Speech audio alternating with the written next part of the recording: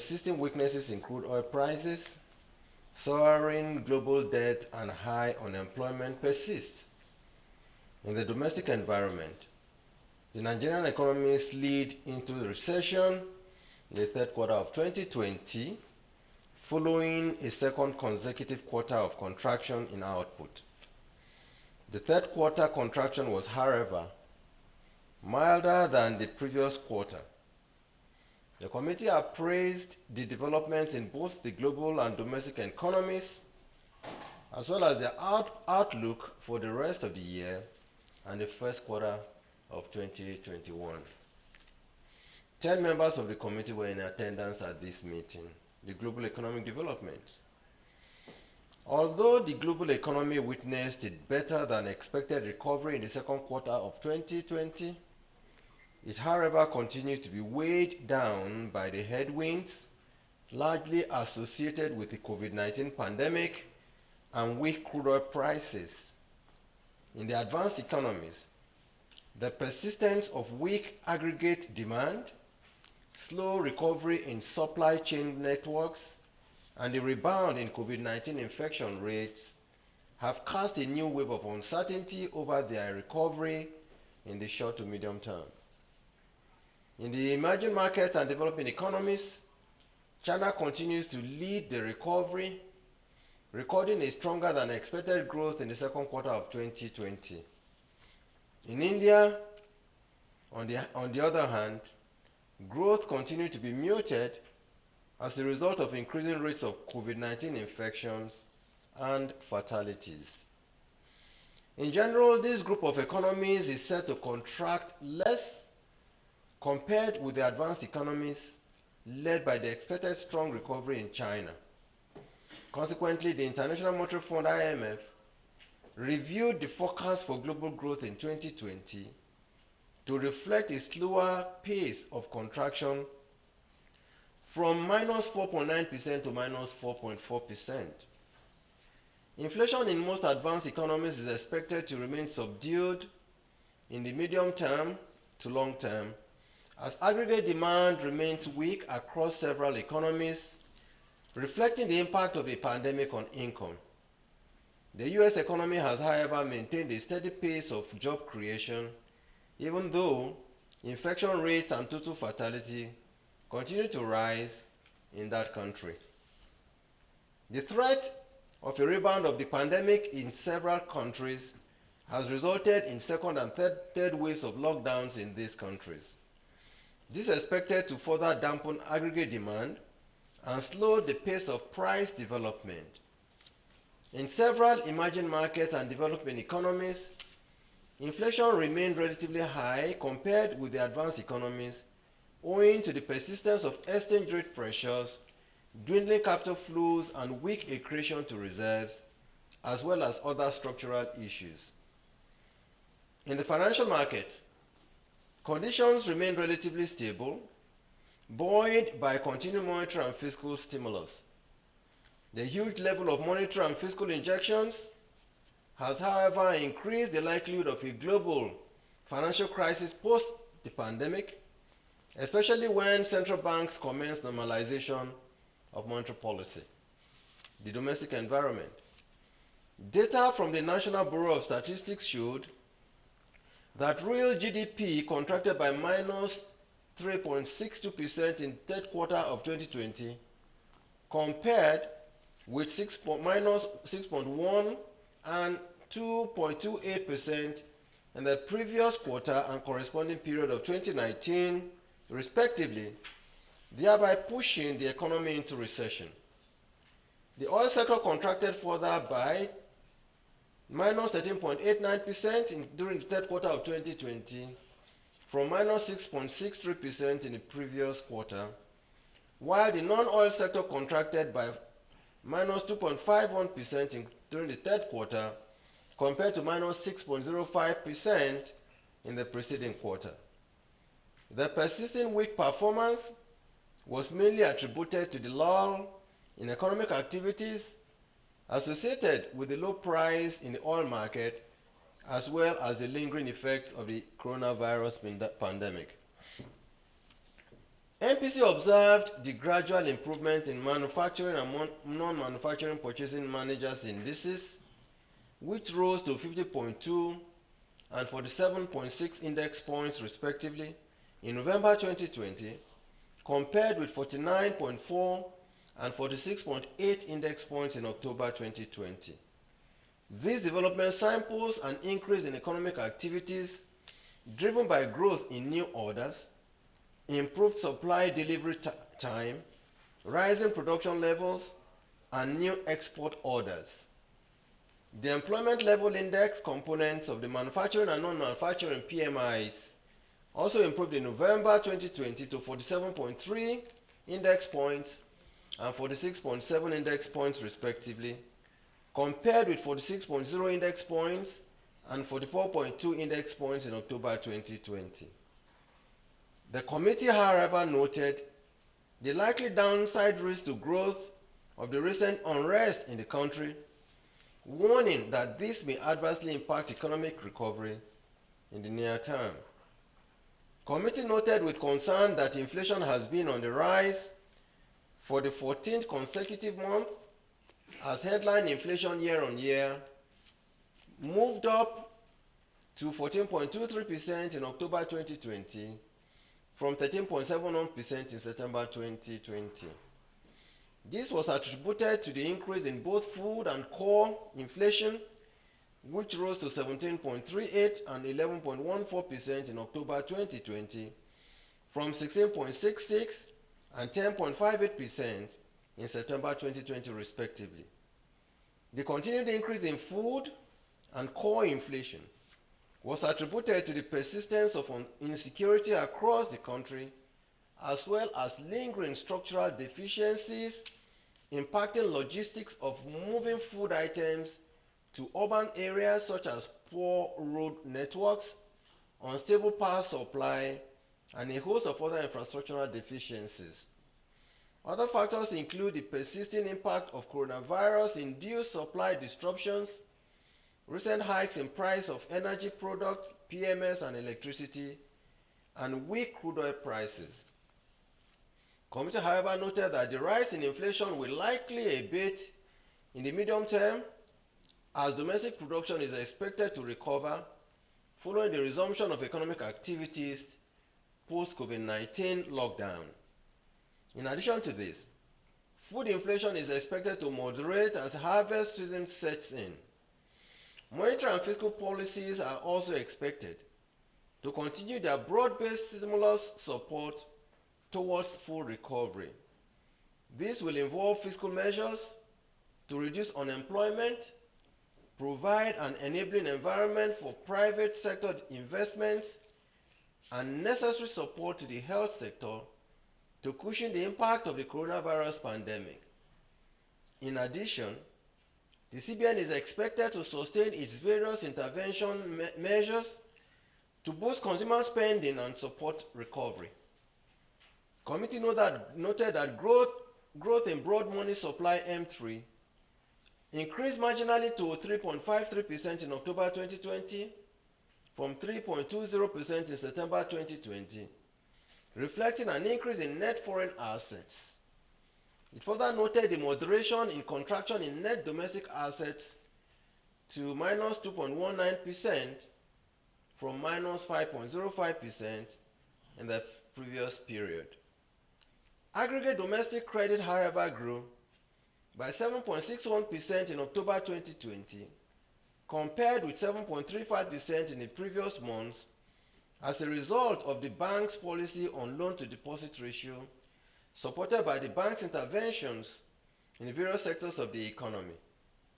Total gross credit by the banking industry stood at 19.54 trillion naira as at the 13th of November 2020, compared with 19.33 trillion naira at the end of August 2020, an increase of 290 billion naira. When compared with 15.567 trillion at the commencement of the LDR policy in May 2019, total gross credit increased by 3.976 trillion naira. These loans were granted mainly to manufacturing, 738 billion naira, general commerce, 874 billion naira, agric and forestry, 301 billion naira, construction, 291 billion, ICT, 231 billion naira, just to mention a few. Committee noted the reduction in interest rates on loans granted by deposit money banks, and as at October 2020, 86.23% of total loans granted to over 1 million customers by deposit money banks were at interest rates considerably below 20%, and this was an improvement from 76.43% as of July 2019. MPC noted the improvement in financial soundness indicators of the deposit money banks in Nigeria, which showed capital adequacy ratio of 15.5%, non-performing loans ratio of 5.73%, and liquidity ratio of 35.6% as at October 2020. As regards non-performing loans, MPC however noted that the ratio remained above the prudential benchmark of 5% and urged the bank to sustain its tight prudential regime to bring it below the benchmark. Committee welcomed the improvement in the financial soundness indicators of the other financial institutions in the sector, as indicated by the growth of 582 billion naira or 16.94% year-on-year in aggregate assets to 4.02 trillion as of September 2020. Similarly, aggregate credit grew by 217 billion in the OFI sector, or 12.27% year-on-year to 1.99 trillion naira during the same period. Capital adequacy ratio for the subsector also exceeded the minimum prudential ratio of 10%. The committee recognized the supportive developmental roles of the CBN towards addressing some of the structural issues in the economy. The MPC specifically expressed optimism on the future impact of the disbursements from Agribusiness Small and Medium Enterprise Investment Scheme, the AXMIS, by 92.9 billion naira to 24,702 beneficiaries, Anchor Borrower Program by a sum of 164.9 billion naira to over 954,279 beneficiaries, and COVID-19 Targeted Credit Facility to households and SMEs by 149.2 billion naira to 316,869 beneficiaries. Liquidity conditions in the banking system continue to influence money market rates in the review period. The OBB rate declined progressively as a result of rising liquidity levels in the banking system, while there were no transactions at the uncollateralized interbank call window. Consequently, the monthly weighted average OBB rate declined to 1.88% in October 2020 from 3.5% in September 2020. The committee noted the recent impressive performance recorded in the equities market, particularly the increased patronage by domestic investors, largely driven by low yields in the money market. The all-share index increased by 20.55% to 30,520.69 on October 30, 2020, from 25,327.13 on September 30, 2020. Similarly, market capitalization grew by 20.82% to 15.96 trillion from 13.21 trillion over the same period. This improved performance was largely attributed to positive third quarter corporate earnings as investors moved in to pick up bargain stocks. Committee observed a moderate decline in external reserve position, which stood at $35.18 billion as at November 19, 2020, compared to $35.95 billion as at the end of September 2020, as crude oil prices continue to fluctuate with downward pressure. Our outlook. Overall, medium-term outlook for the global economy is beginning to show a ray of optimism following the discovery of COVID-19 vaccines. In the domestic economy, available data and forecasts for key macroeconomic variables also suggest optimism in output growth during the fourth quarter of 2020 due to the positive outlook for most economic activities. Accordingly, the economy is expected to recover from the recession by the end of 2020, while the inflation is projected to moderate by the first quarter of 2021. Committee's considerations. Committee's considerations remain focused around tailwinds imparting upward pressure to domestic prices and key headwinds to output growth. The committee noted that inflation continued to be driven by supply-side disruptions arising from COVID-19 pandemic and other legacy factors. Key amongst these are security challenges in parts of the country, increase in food price, and the recent hike in pump price of PMS and tariff. MPC therefore emphasized the need to address structural supply-side issues by putting upward pressure on cost of production and unemployment. To address the public health crisis associated with COVID-19 pandemic, committee urged the federal government to make relentless effort to procure a substantial quantity of the COVID-19 vaccines to surmount the public health crisis and pave the way for a broader macroeconomic recovery in the country. Committee noted that the contraction had bottomed out since it moderated significantly from minus 6.1 to minus 3.62% during the third quarter. This was so because both the monetary and fiscal authority had anticipated the impending recession and had put measures in place for its quick reversion. Some of these measures include the Economic Sustainability Program by the federal government and other CBN facilities targeted at households, small and medium enterprises, youth empowerment, and reduction in unemployment. It thus urged the federal government to maintain its initiative targeted at reducing employment, particularly amongst the youths, citing the recent NSAS protests and ensuing agitation by hoodlums as potentially disruptive to output growth in Nigeria. As a result, the MPC reiterated its support for the various development finance initiatives of the CBN to stimulate production and reduce unemployment. MPC further encouraged the bank to intensify its efforts by increasing funding to more beneficiaries so as to boost consumer spending and accelerate recovery from recession.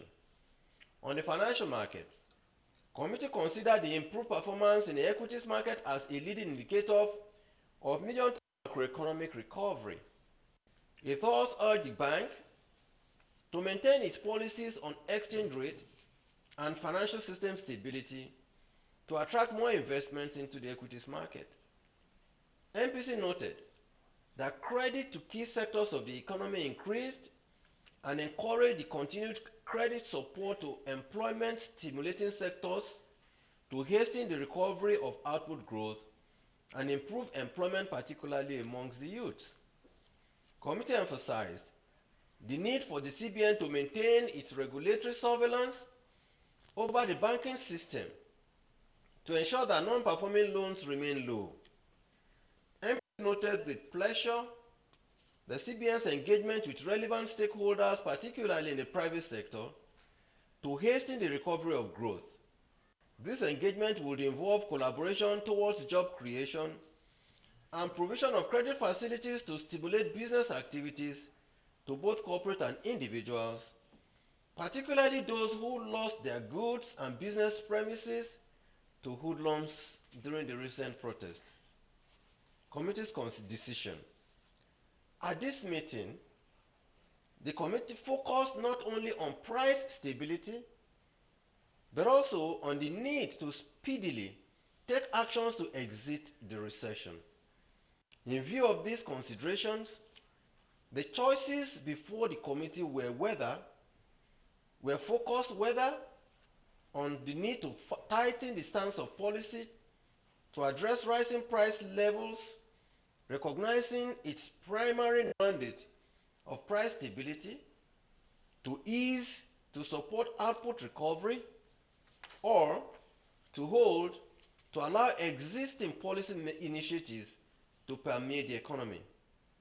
Committee noted that although the appropriate response to rising inflationary pressures would be to tighten the stance of policy in order to moderate upward pressure on prices, it nevertheless felt that doing this will exert downward pressure on the recovery of output growth. Committee also felt that tightening would negate the bank's desire to expand credit to the real sector at affordable terms, not only to boost production, but also to increase consumer spending. To the committee, tightening was therefore not the appropriate response at this time.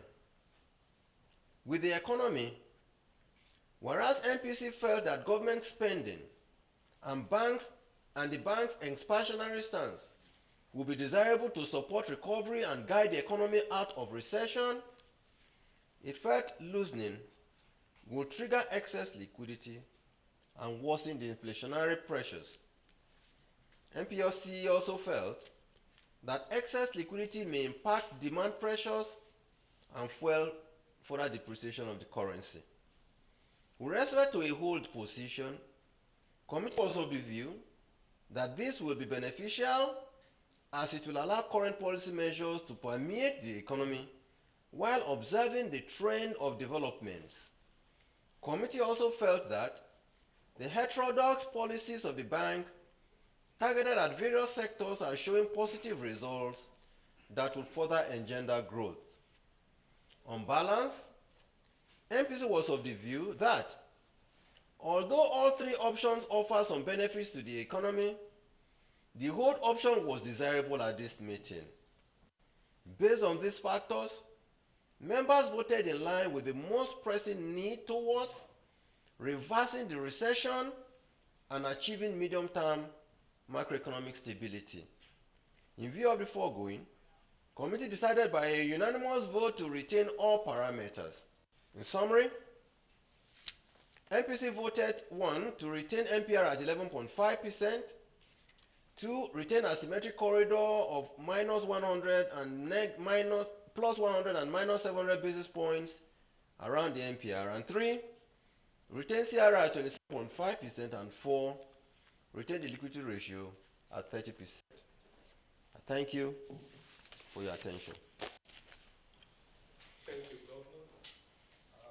That is the communique of the 276th meeting of the Monetary Policy Committee of the Central Bank of Nigeria, presented by the Governor of the CBN. Thank you, sir. Now we'll take some questions. Some of the correspondents are here, and some sent in the questions online. So we'll start with. Okay, that's your name. Good afternoon, Governor. Good afternoon. I am Nancy Unaji, Moneyline Nancy of the IT. I have two questions. Governor, taking you up on some of the things you said in the communique, that 149 billion naira has been disbursed to over 316,000 beneficiaries under the TCF, Targeted Credit Facility, and under AXMIS, we've disbursed over 92 billion naira. I would like to know, are there other steps, are there other measures, because some people are yet to get alerts, or some people are yet to be credited. Are there other steps to credit other people? Because we know it's a recessionary time right now. People need to be stimulated, demand needs to be stimulated. That's one.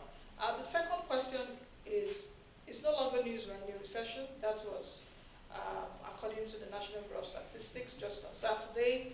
Um, some of the contributory measures could be oil price and COVID-19. What specific steps is the monetary authority going to take to make us exit this recession quickly? Because the finance minister said it's going to be short-lived. Are there specific steps? Thank you, sir. Good afternoon, sir. My name is Lara Foloyan. I work with TVC News. I would like to know, as the parallel market rates have started climbing up again, I'd like to know what your comments are on this development. That's number one. Then with inflation rate now at about 14.23%, I'd like to know what measures you're putting in place to address this growth we're seeing in inflation. Thank you. Thank you. Governor, I have also some questions for some of the correspondents sending their questions. This one is from Ndoka Chiejina of the Nation newspaper. And his question is, in May 2020, you had warned about a looming recession if the country did not do the needful to enhance our production and reduce the high rate of unemployment. Now that the country has entered into another recession, what is the CBN doing to facilitate the country's early exit from the recession? And the second one is from Obinna Chima of This Day newspaper. And the question is, given the youth restlessness we saw in the country during the third quarter of 2020, what is the CBN doing to respond and help youths in Nigeria? Thank you, sir.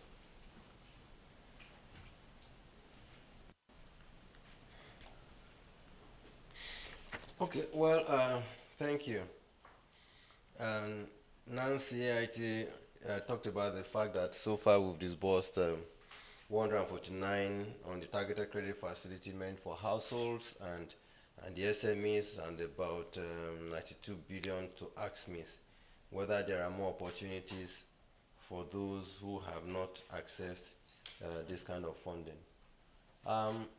Like you all recall, in March, at the outset of COVID, CBN came out very, very quickly and put on the table a couple of initiatives that we believe are meant to help alleviate the pain of COVID-19 on our people. First, we talked about how the banks should restructure their facilities, how interest rates should come lower, particularly for CBN interventions, and how repayments could be spread for those who are owing banks, so they have some more respite given that their cash flows have been badly affected. On another hand, we also proposed that for targeted credit facilities to households and small-scale businesses that are adversely impacted by COVID-19, that we're going to put on the table 50 billion naira for them. These are unsecured facilities meant for people who we feel are impacted and they just needed some little money either to start business or conduct some kind of consumption so as to help them live their lives during the period of pandemic. We also put on the table 100 billion naira for healthcare industry, for pharmaceuticals and hospitals, for their upgrade or building of new ones, and made available also a facility of 1 trillion naira to corporates who are willing to expand either in the agriculture or manufacturing sector. Let me say that to date, we have seen tremendous response on these initiatives.